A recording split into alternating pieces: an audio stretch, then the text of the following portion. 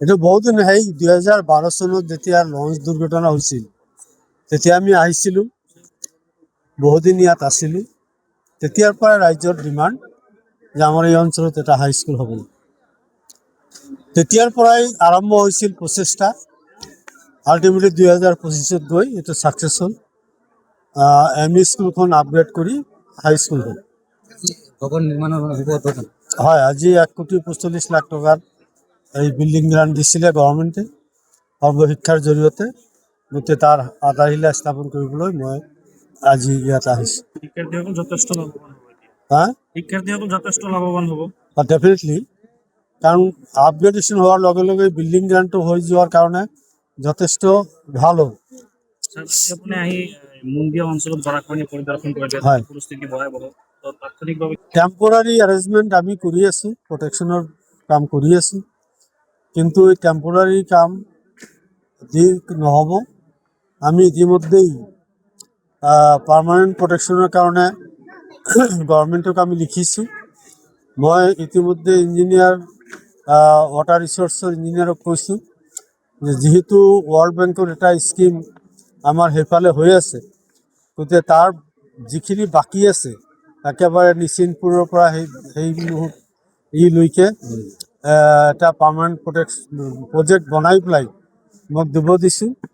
মই মুখ্যমন্ত্ৰীক ৰিকুৱেষ্ট কৰি পেলাই এই কামখিনি কৰিবলৈ চেষ্টা কৰিম। কুমৰি কলিতাপাৰা আৰু বৌবাজাৰ পদ্মাৰ বেটা ভালুকমাৰী বহুত 2022 চন কাম এতিয়ালৈকে আৰম্ভ হৈছিল, কিন্তু বন্ধ হৈ আছে। ইতিমধ্যে মই কণ্ট্ৰাক্টৰৰ লগত যোগাযোগ কৰিছিলোঁ। তেখেতে কৈছে তেওঁ এই বানপানীৰ পিছতে কামটো আৰম্ভ কৰিব বুলি কৈছে। বৰ্তমান বিধ্বস্ত হৈ আছে। হয়, যেহেতু আপুনি কিশোৰগঞ্জৰ এখন কাঠৰ দলঙৰ যি ইতিমধ্যে আধাৰশিলা স্থাপন কৰিছে, কাঠৰ দলং এতিয়া জৰাজীৰ্ণ অৱস্থা। না, সেইটো টেম্পৰাৰী এটা ৰেষ্ট'ৰ কৰা হৈছে। মানুহ অহা যোৱাৰ কাৰণে এটা বেম্বই দি অহা যোৱাৰ কাৰণে ব্যৱস্থা কৰি দিছে টেম্পৰাৰী কণ্ট্ৰাক্টৰে। যিজন RCC ব্ৰিজৰ কাম যিজনে পাইছে তেওঁৱে ব্যৱস্থাটো কৰি দিছে। গতিকে RCC ব্ৰিজৰ কাম আৰম্ভ হৈছে।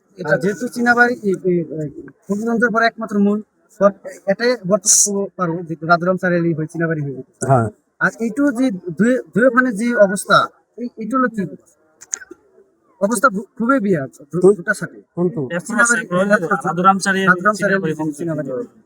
দলংখনত এপ্ৰচ হৈ গৈছিল মাটি মানে মাঝে মাঝে হৈ যায়, মানে 2-3 দিন অৱশ্যে বহুদিন মই যোৱা নাই, কিন্তু তেওঁ কণ্ট্ৰাক্টৰে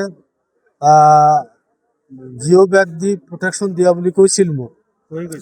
হৈ গৈছে নেকি? ঠিক আছে, মই আকৌ যোগাযোগ কৰিম। এতিয়া দীৰ্ঘদিন 3 মাহ পাৰ হ'ল, মানুহে নাৱেৰে পাৰ হ'ল, বিকল্প ৰাস্তা নাই।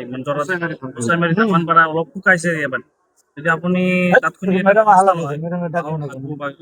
ক্ষেত্ৰত যদি এটা সুবিধা কৰি নাই, পানী হয়তো ভৱিষ্যতে এই বছৰৰ কাৰণে পানী আৰু হ'ব নালাগে বুলি এটা আমাৰ ধাৰণা, যে ভাদৰ মাহ পৰিছে, গতিকে ভাদৰ মাহত বানপানী খুবেই কম হয়।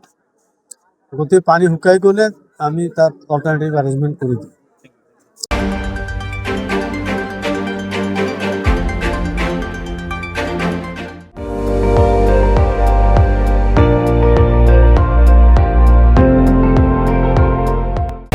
আপুনি চাই আছে ND24, সৰ্বশ্ৰেষ্ঠ নহয় সৰ্বোত্তমৰ দৌৰ।